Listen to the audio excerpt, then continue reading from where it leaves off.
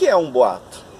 O boato é uma espécie de enjeitadinho que aparece à soleira de uma porta, num canto do muro, ou mesmo no meio de uma rua ou de uma calçada. Ali abandonado, não se sabe por quem. Em suma, um recém-nascido de genitores ignorados. Um popular acha o boato engraçadinho ou monstruoso, toma-o nos braços, nina-o, passa-o depois ao primeiro conhecido que encontra, o qual, por sua vez, entrega o inocente ao cuidado de outro ou de outros. E assim o bastardinho vai sendo amamentado de sem em senho, ou melhor, de imaginação em imaginação. E em poucos minutos cresce, fica adulto. Tão substancial e dramático é o leite da fantasia popular. Começa a caminhar pelas próprias pernas, a falar com a própria voz e, perdida a inocência, a pensar com a própria cabeça desvairada. E há um momento em que se transforma num gigante, maior que os mais altos edifícios da cidade, causando temores e, às vezes, até pânico entre a população, apavorando até mesmo aquele que inadvertidamente o gerou. Essa é a definição de boato feita por Érico Veríssimo em seu romance Incidentes e Antares.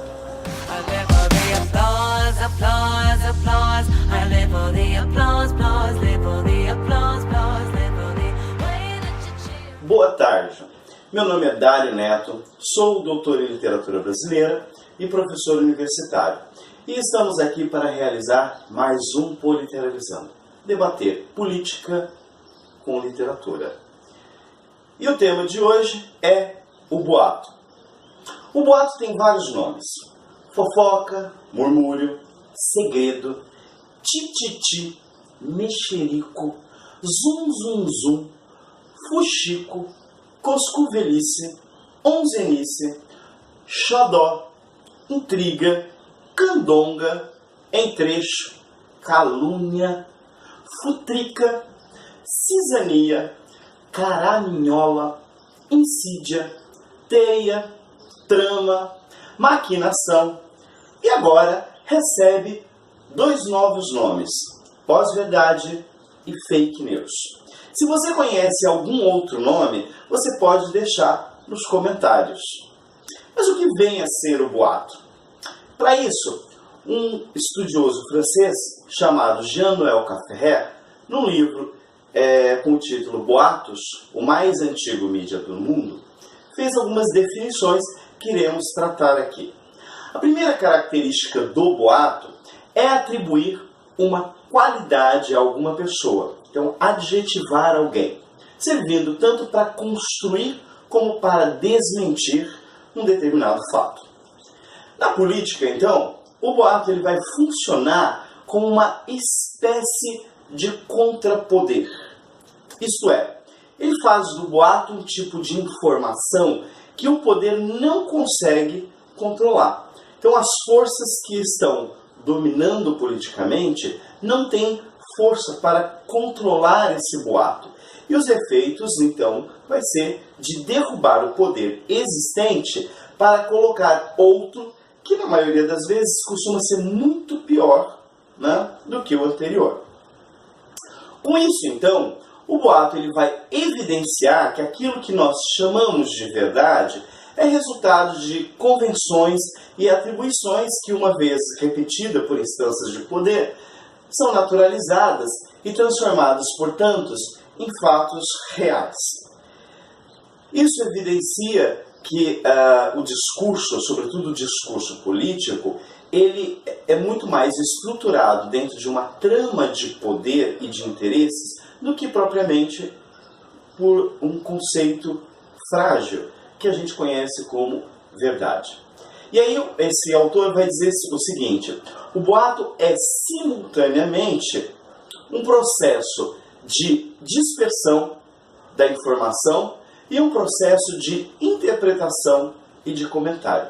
Então ele faz com que essas informações, geralmente não confirmadas, elas se dispersem por todos os envolvidos e com isso possibilite uma interpretação e a produção de novos comentários. Isso faz com que o boato, portanto, seja exatamente essa trama de negociação e ressignificação das relações do poder em que todos nós vivemos. Nós podemos perceber as manifestações do boato desde a relação que se estabelece entre amigos, vizinhos, colegas de trabalho, em sala de aula, na escola, na faculdade, até em instâncias políticas. E nós vivenciamos recentemente toda uma movimentação em torno do WhatsApp, que foi conhecida como fake news. Portanto, é da natureza do boato a ambiguidade. O boato é um discurso ambíguo. E com isso ele trabalha com hipóteses, com conjecturas. Diante de uma verdade, diante de um fato ou de um acontecimento, o boato começa a produzir questionamentos e possibilidades de outros sentidos que vai, então, no primeiro momento, produzir dúvida. Ele cria dúvida nas pessoas envolvidas ou nas pessoas interessadas naquele acontecimento.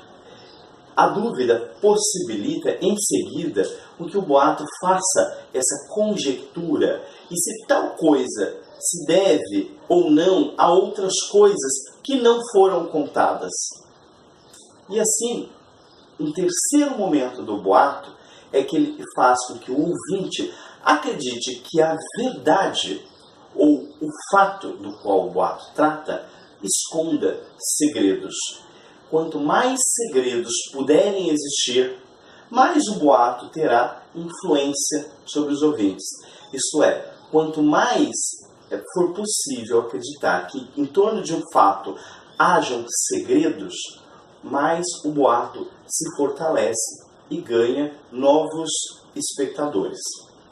E aí, Café vai dizer exatamente que o boato nos lembra que nós não acreditamos em nossos conhecimentos porque eles sejam de fato verdadeiros, fundamentados ou provados. A nossa crença nos nossos conhecimentos se deve exatamente por uma escolha de acreditar. É porque nós queremos acreditar. E aí o boato evidencia que aquilo que chamamos de verdade é, na maioria das vezes, uma informação aceita por nosso grupo social.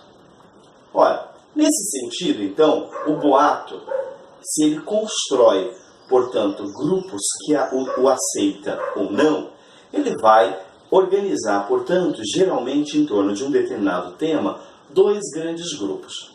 Aquele grupo que aceita o boato como verdade, aquele grupo que vai abraçar, portanto, as teorias produzidas pelo boato, e aquele outro grupo que rejeita essas teorias, justamente porque geralmente são atingidos pelo boato. Então o boato tende a dividir os grupos sociais, a sociedade, em dois grandes grupos, os que acreditam nele e os que o negam. Mas há também, em torno desses grupos, indivíduos dispersos, que não chegam a formar um grupo propriamente, mas que vai exatamente circular em torno desses dois grandes grupos. São aqueles indivíduos que ficam em dúvida se a notícia é verdadeira ou falsa. Eles não chegam a se tornar em grupos exatamente porque eles estabelecem uma relação de dependência em torno desses dois grupos. Mas também não são aceitos por eles, por quê? Porque quem acredita no boato geralmente olha com desconfiança para aquele que duvida. Quem não acredita no boato também olha com desconfiança para aquele que duvida. Então esses indivíduos em dúvidas circulam e são muitas vezes isolados desses dois grandes grupos que constituem, portanto, essa relação. E muitas vezes eles são alvos prediletos de ofensas, agressões e zombaria desses dois grandes grupos. Como é que isso se traduz na literatura? Um autor que tratou muito do tema do boato foi Machado de Assis, mais especificamente em suas crônicas Gazeta de Notícia. Mas foi justamente em um dos seus romances mais famosos, Dom Casmurro, que Machado transformou o boato em material estético, qual organiza toda a narrativa. Quem conhece o romance sabe que ele trata dos ciúmes doentio de Bentinho, que resultou da desconfiança dele de Capitu ter o traído com seu melhor amigo Escobar. Mas muito antes dele conhecer Escobar, Bentinho já tinha ciúmes de Capitu. E um dos episódios que nos chama a atenção é quando ele está no seminário, imaginando a futura namorada e esposa em casa, paquerando meninos. E ele vai dizer, num capítulo específico, capítulo 62, com o título Uma Ponta de Água, ele vai dizer exatamente o seguinte: e a alegria de Capitu confirmava a suspeita. Se ela vivia alegre, é que já a namorava. Acompanhá-lo ia com os olhos na rua, falar-lhe ia à janela as ave-marias, trocariam flores e que? Sabes o que é que trocariam mais? Se o não achas por ti mesmo, escusado é ler o resto do capítulo e do livro. Não acharás mais nada, ainda que eu o diga com todas as letras da etimologia. Este trecho evidencia o modo como o boato opera e como Machado conseguiu identificá-lo brilhantemente. A primeira coisa que o boato vai fazer é provocar a dúvida, como o Cafferrer observa. Ele provoca a dúvida no leitor. Quer dizer, ele provoca a dúvida de que Capitu aproveita que Bentinho está no seminário para namorar outros meninos. É dúvida porque ele não sabe ao certo. É dúvida porque ele não vê exatamente a cena acontecer. Ele apenas a imagina. Mas ao fazer essa dúvida, ele coage o leitor a fazer com que ele concorde com o narrador de que, de fato, Capitu deve estar namorando outros rapazes. O leitor, que talvez não vá acompanhá-lo nesse raciocínio, é coagido por ele, a ponto dele aconselhar esse leitor, que não aceita tal interpretação, a não ler mais, porque ele será incapaz de entender o romance.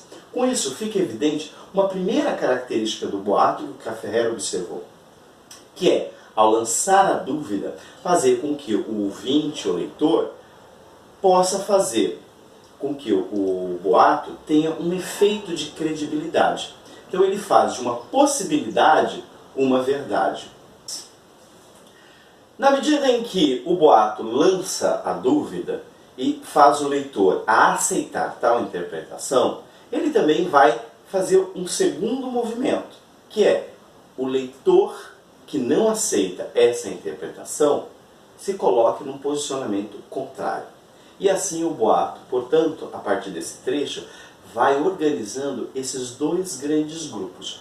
O grupo que acredita, o grupo que vai aceitar de pronto a interpretação do narrador, né? E, portanto, vai acreditar que Capitu traiu Bentinho.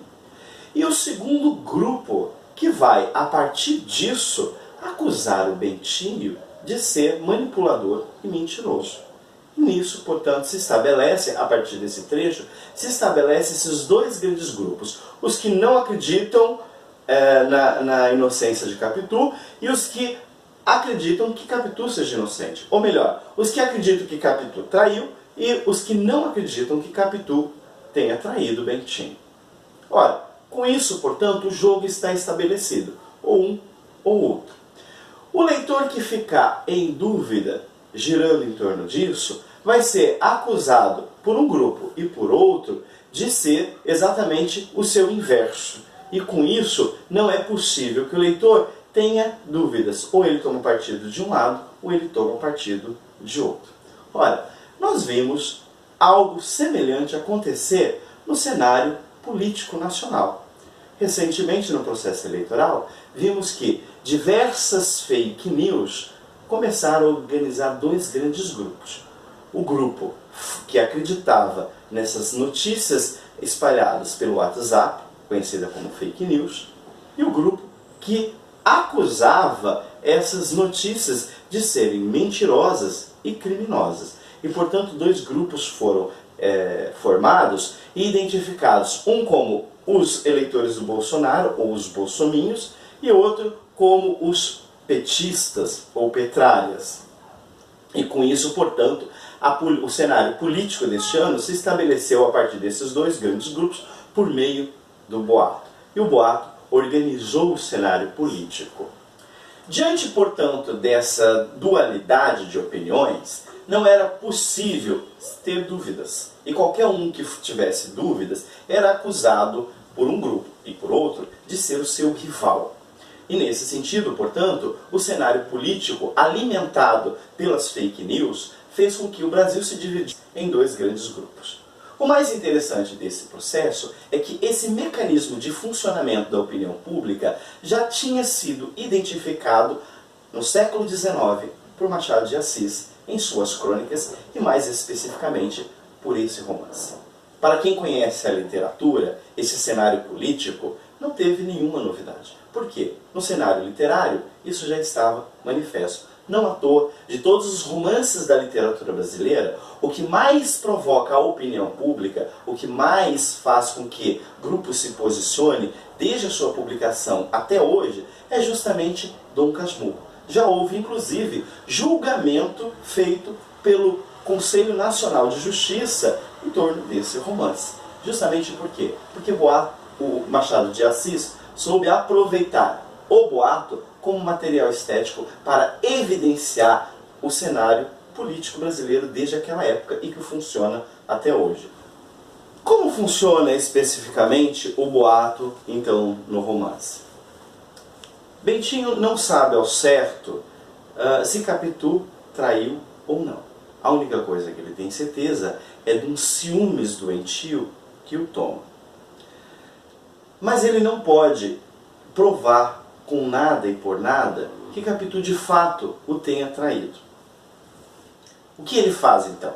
Ele cria uma teoria mirabolante que faz aos poucos o leitor compactuar com sua visão.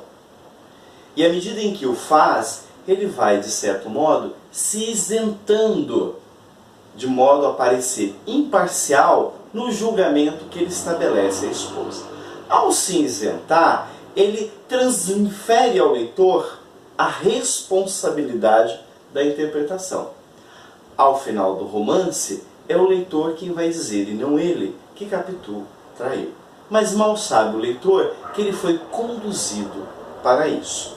Nesse sentido, a teoria mirabolante é dada como responsabilidade não a ele, e sim ao leitor. É o leitor que se torna, portanto, responsável por essa interpretação. Como esse romance e a teoria do boato pode nos ajudar a compreender o cenário político brasileiro atual? Mais especificamente, no que se refere a duas acusações de corrupção que têm em comum o futuro ministro da Justiça e da Segurança Pública, o juiz Sérgio Moro. De um lado, o acusado foi o presidente Lula de ser dono de um triplex em Guarujá e dono de um sítio em Atibaia. Num primeiro momento, não era plausível tal acusação. E precisou-se, portanto, desenvolver toda uma teoria para que se tornasse convincente, a ponto dele ser julgado e condenado. No outro caso, trata-se do futuro ministro da Casa Civil, Onyx Lorenzoni, em que réu confesso acusado de Caixa 2, que para o próprio juiz Sérgio Moro, em uma entrevista dada no ano passado, era um crime pior que o de corrupção. Neste caso, o posicionamento do juiz foi simples. Onyx pediu desculpa e, portanto, não havia mais que se discutir. Ora, como se movimentou a opinião pública diante desses dois casos? No primeiro caso, ela foi suficiente para determinar, inclusive, a eleição do Bolsonaro. Grande parte da população brasileira acredita piamente que Lula é corrupto e, portanto, o julgamento é justo. O boato, portanto, ganhou ouvidos e corações e movimentou opiniões, definindo dois grandes grupos. No segundo caso, essa verdade nua, desinteressou a opinião pública. E aí a gente vê o efeito do boato em nossa sociedade. De modo que a opinião pública parece justamente não se interessar tanto por uma verdade, e sim pela fofoca, e sim pelo mexerico, pelo boato. Como diz Café, o boato, portanto, ele nos lembra que nós não acreditamos em nossos conhecimentos porque sejam verdadeiros, fundamentados e provados. Mas sim, nós acreditamos porque os nossos conhecimentos, eles parecem críveis, justamente porque queremos acreditar nele. O boato, portanto, ele evidencia que aquilo que chamamos de verdade é, na maioria das vezes, uma informação aceita por nosso grupo social. E fica evidente, portanto, a partir dessas discussões, e principalmente a partir da grande composição feita por Machado de Assis com esse romance Dom Casmurro, que a alma brasileira parece ter necessidade de se alimentar pelo boato. Como ele vai dizer para nós em uma crônica específica chamada Ao Acaso, de 14 de novembro de 1864, ele diz o seguinte: Teoria do Boato é o título de um livro que ainda se não escreveu e que eu indico ao primeiro escritor em disponibilidade. O assunto vale a pena de alguma meditação. É que o boato é uma das mais cômodas invenções humanas, porque encerra todas as vantagens da maledicência, sem os inconvenientes da responsabilidade. Este foi mais um Politeralizando. Agradeço a audiência de vocês e convido vocês a curtir o vídeo, se inscrever, compartilhar e clicar no sininho para receber novas notificações. Muito obrigado!